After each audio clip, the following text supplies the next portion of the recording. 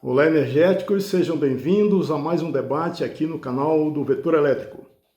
Hoje nós vamos tratar da privatização da Eletrobras, um patrimônio público. Não se esqueçam que para o nosso canal continuar funcionando, trabalhando com vocês precisam dar likes, compartilhar, acionar o sininho, não é isso? E comentar com a gente. Comentem com a gente. Vamos tocar para frente esse canal. Hoje nós vamos responder alguns comentários, algumas perguntas que fizeram, inclusive fora do chat do vídeo passado, sobre os nossos recursos energéticos. Não é isso? Se deveriam ser privatizados ou não. E alguém me perguntou o seguinte, algumas pessoas, alguns energéticos perguntaram o seguinte: como vivem, como sobrevivem os países que não têm recursos energéticos? Aí eu emendo também os países que têm poucos recursos energéticos. Como é que vivem? Vivem da diplomacia mundial, não é isso? Trocando, vendendo, comprando. O que tem muito recurso energético vende para aquele que não tem, ou como fazia no comércio antigamente, que chamava escambo. Você trocava aquilo que você tinha, trocava arroz por feijão, por exemplo. Você tinha arroz, mas não plantava feijão. O outro plantava feijão, mas não plantava arroz, e vocês faziam a troca. Então é assim, o mundo sobrevive dessa forma. Um país tem manganês, o outro tem ferro. O que tem manganês, vende manganês para quem tem ferro, e quem tem ferro vende para quem tem manganês. Né? E lá fazem as suas ligas metálicas. Então, meus amigos energéticos, é assim que sobrevivem os países. Né? Através da diplomacia, através do que se chama comércio mundial. Nós vamos falar agora, então, da privatização do setor elétrico, ou seja, da maior holding brasileira do setor, que é a Eletrobras, uma das maiores empresas do mundo e a maior da América do Sul, da América Latina. Primeiro, nós vamos ter que fazer o seguinte, vamos fazer um apanhado geral, vamos fazer um desenho, então, do sistema, vamos fazer um desenho da Eletrobras. Quem faz parte da Eletrobras? O que é a Eletrobras? Para começar, a Eletrobras é uma empresa pública, é uma holding pública, é composta de várias estatais, como nós falamos no vídeo passado. Então é o seguinte, a ideia da criação dela é bem anterior à nossa época, ao nosso ano agora, 2021. A ideia da criação dela foi de Getúlio Vargas no ano de 1954. No entanto, na época, teve muita resistência, e essa ideia, essa lei, esse projeto, aliás, ficou durante 7 anos rolando no Congresso Nacional e só foi aprovada já no governo de Jânio Quadros. A data exata foi dia 25 de abril de 1961, Jânio Quadros assinou a lei de criação da Eletrobras. No entanto, ela ainda não foi criada oficialmente. Ela só foi criada oficialmente sob o governo de João Goulart em 25 de abril de 1961 foi quando ela teve a lei assinada sob Jânio Quadros. O João Goulart assinou a lei da sua criação oficial dia 11 de junho de 1962, ou seja, a data de criação oficial da Eletrobras é 11 de junho de 1962, no Rio de Janeiro, e quem assinou e quem estava presente nesse ato oficial era João Goulart. Pois bem, hoje vamos falar da Eletrobras hoje. O que é a Eletrobras hoje? No cômputo geral, no Brasil inteiro, o que é que ela tem? Ela tem uma potência instalada de 50.648 megawatts. Vejam, façam a multiplicação aí. Mega, milhões. Então ela tem 50.648 megawatts instalados. Isso aí é quase 1/3 da potência total do Brasil. Já foi mais, mas governos após governos aí, não é? Lá, Jânio Quadros, Collor, Fernando Henrique Cardoso, né? Agora, eles estão entregando grande parte do nosso parque gerador para o setor privado. Então, caiu muito a geração, a potência gerada pela holding nacional. Ela tem também 76.129 quilômetros de linhas de transmissão. Isso é quase a metade de todas as linhas de transmissão do país. Está sob a gerência, sob a administração da Eletrobras, não é? As suas subsidiárias, as subsidiárias que fazem parte da holding Eletrobras, são as maiores geradoras de energia elétrica do Brasil. E aí entram Furnas, a Eletronorte, a Eletrosul, a Chesf, a Eletronuclear, etc. E tem a Amazonas também, né? Nós vamos pegar uma dessas aí, dessas subsidiárias que nós falamos agora. Furnas, tá certo? Furnas. Ela foi criada para tomar conta da geração elétrica do setor, da região sudeste do Brasil. Hoje ela está no centro-oeste, está no nordeste, está no norte, né? A Eletrosul foi criada para tomar conta da geração do sul. A Chesf foi criada para tomar conta da geração do nordeste. A Eletronorte foi criada para tomar conta da geração da região norte. Então, Furnas, ela tem 21 usinas hidrelétricas. Ela tem 9 em regime de sociedade de propósito específico, 2 em parceria e algumas sob administração especial. Além disso, ela tem 2 usinas termoelétricas e tem um complexo eólico. Ela tinha mais, mas já foi se desfazendo. Ela tem hoje um complexo eólico. Ela possui 69 subestações. Sabe por que eu estou falando isso para vocês, meus energéticos? Para que vocês tenham a certeza de qual patrimônio está se falando em vender, na verdade, em entregar. Depois vocês vão ver os preços, os valores, e vocês vão concluir comigo também. Vocês vão concordar comigo que não é uma venda, é uma entrega. Tá certo? Então ela tem 69 subestações, né? E gera, olha só a geração de Furnas, 18 mil megawatts, ou 18 milhões de watts. No ano passado, Furnas bateu um recorde. No segundo semestre de 2020, ela bateu um recorde que foi transmitir 42,5 milhões de megawatt-horas da usina de Itaipu. Porque é Furnas que transmite a usina, a energia gerada de Itaipu, que é parte do Brasil, né? A metade que é do Brasil, mais a parte que o Paraguai não consome, então vende para o Brasil. E quem transmite isso aqui tudo para o Brasil é Furnas. Inclusive, quando se falou, as manchetes falaram aí, Itaipu vai gastar não sei quanto, aí falou um valor aí, né, no sistema de Furnas, na linha de transmissão de Furnas. Não é bem assim. Aquilo lá é um sistema que é adequado, foi construído propriamente, adequadamente e especificamente para transmitir a energia gerada de Itaipu, transmitir para o Brasil. Para o Brasil consumir a sua parte, porque a usina de Itaipu é do Paraguai e do Brasil, metade é do Brasil, então transmite a metade que é do Brasil e transmite parte do que o Paraguai não consome e vende para o Brasil, tá certo? Então, ela conseguiu esse recorde no ano passado de transmitir 42,5 milhões de megawatt-horas, quando Itaipu conseguiu gerar 50 milhões de megawatts.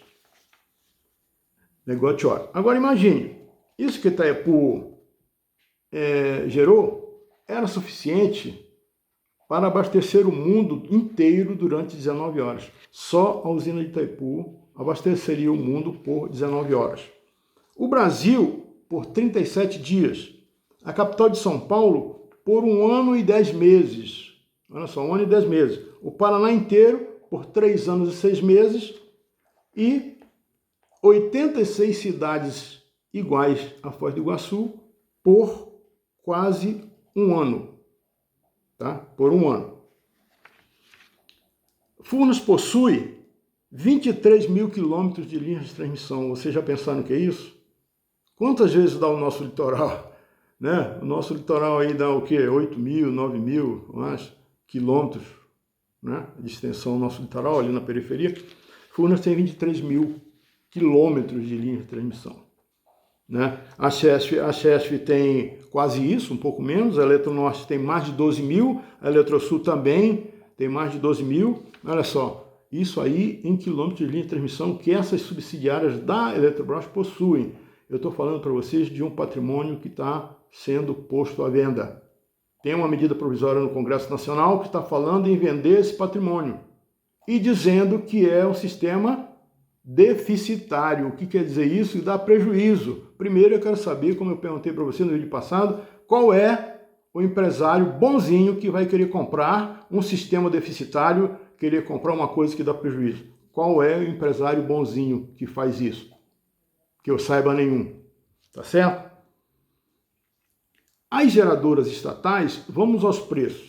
Vamos aos preços. As geradoras estatais, elas chegam a vender até, pode variar esse preço quando se trata de eletronuclear, né, de usina movida a átomo, as outras térmicas movidas a filóio, a gás e tal, mas as hidrelétricas chegam a vender a R$70 o megawatt-hora.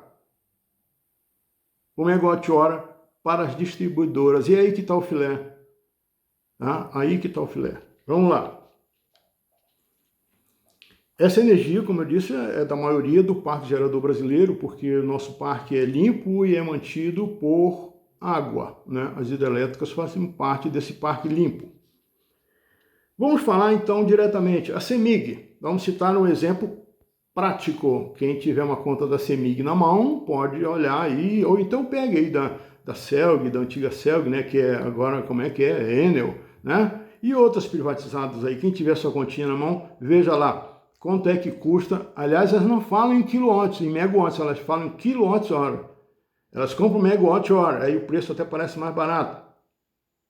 E ela vende, ela reparte como se tivesse, sabe, acrescentando valor, vende em quilowatt-horas. Então a CEMIG, sem imposto, ela vende para o consumidor o quilowatt-hora a 63 centavos. Mais exatamente, 0,63155.000. Tá certo? Sem imposto. Com imposto, né? Aliás, faça a conta aí. Se ela vende para você o quilowatt-hora a 0,63 centavos, o megawatt-hora ficaria, sabe a quanto? R$ 631,55. O megawatt-hora. Quer dizer, se ela comprou a 70 ou a 100, que seja, vende a 600 e tanto para você, para nós. Agora, com impostos. Vamos lá com impostos. A CEMIG vende, recebe de cada consumidor por quilowatt-hora 94 centavos. Mais precisamente 0,94.611.397. Ou 946,11 centavos o megawatt-hora. Olha só, é ou não é lucro?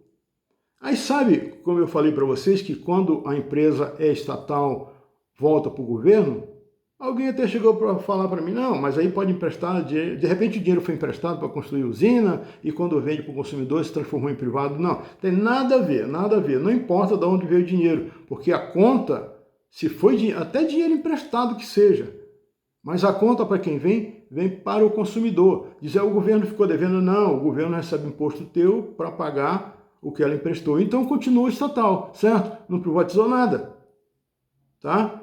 E como volta? Está aqui, ó. Sabe quanto é cobrado na conta da CEMIG, por exemplo, de ICMS? Uma alíquota de 30%. Volta para o governo. Governo estadual, governo federal, que seja, sei lá. Volta para o governo, porque é imposto. O PASEP paga 0,83% e o COFINS paga 3,81%. Quer dizer, tudo volta, esse valor volta para a administração do governo, ou seja, as empresas estão mandando dinheiro para o governo da energia elétrica. E o que a Eletrobras faz com o lucro dela? Alguém falou, não, porque superávit e tal. Aqui é um canal que se fala coisas para pessoas que não são obrigadas a entender do setor elétrico, certo? Então nós estamos falando da forma mais detalhada possível, mais genérica.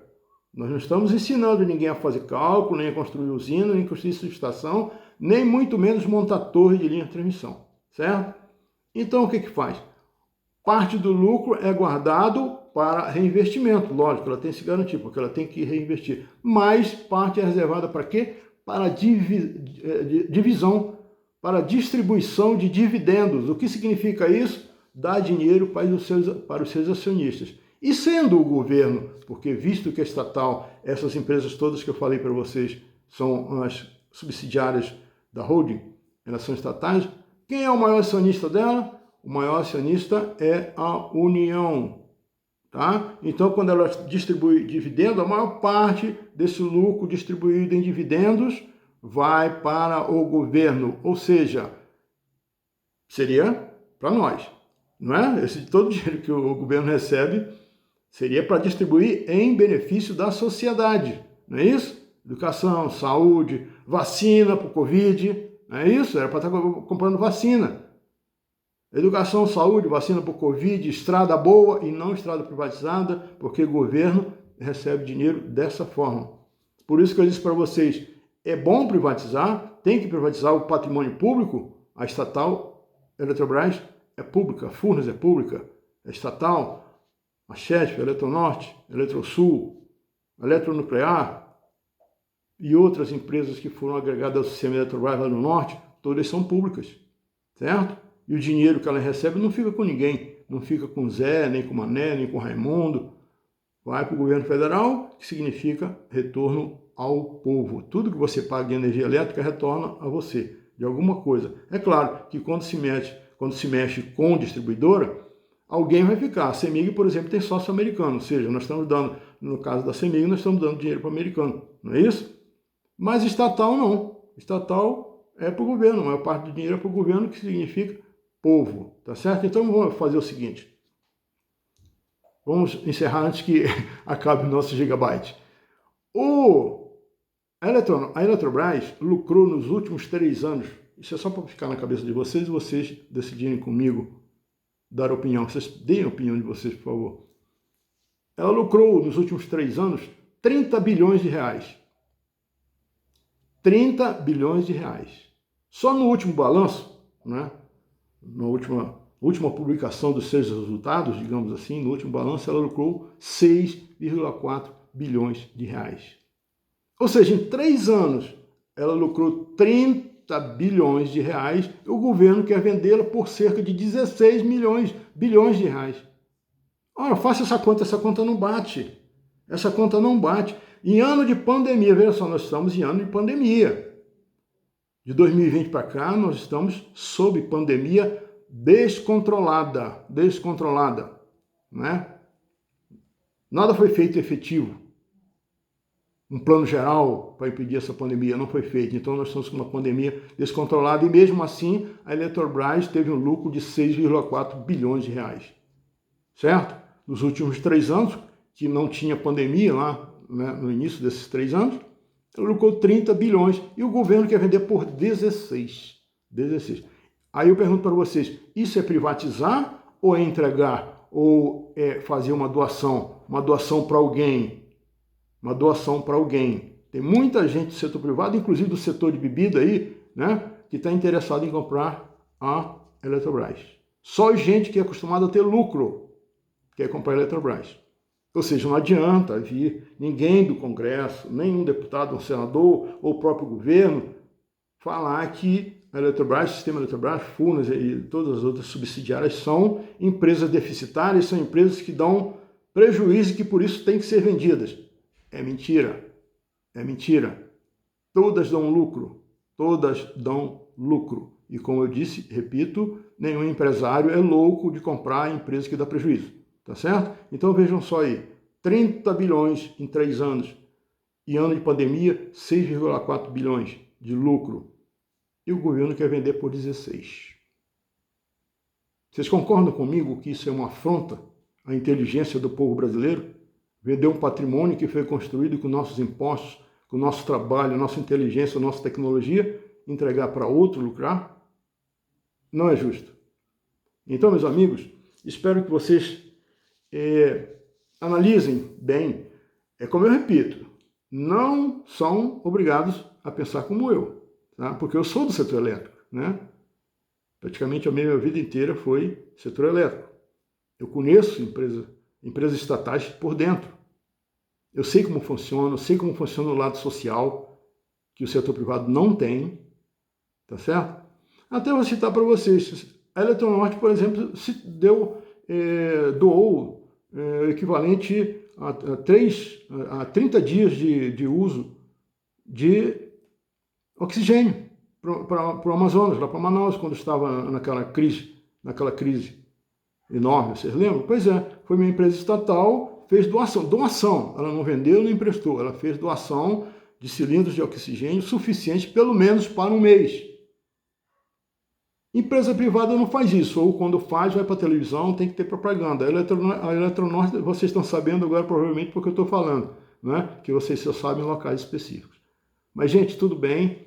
Outra vez, nós extrapolamos um pouquinho o tempo, mas esse assunto é meio complicado, a gente tem que bater nele, tem que insistir nele, e espero que vocês divulguem, debatam isso, deem sua opinião sobre isso aí, tá bom? E eu espero vocês no próximo vídeo. Como sempre, vocês serão bem-vindos, como foram hoje, agora, tá? Obrigado pela visita, sejam bem-vindos sempre.